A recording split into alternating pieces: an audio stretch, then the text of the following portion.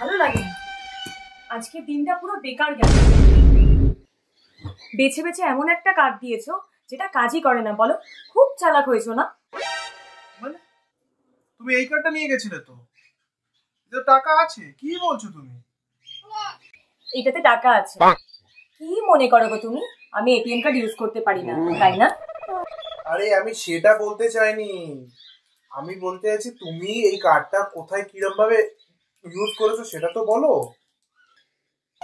আরে আমি এটিএমেই গেছিলাম, মেশিনে কার্ডটা দিতেই ওরা পিন চাইলো, তো আমি মাথার চুল থেকে একটা পিন খুলে দিলাম।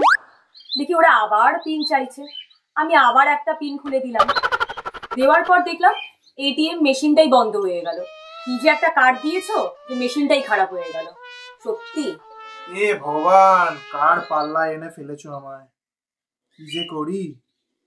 তুমি কোন শহরের মাইয়া গো?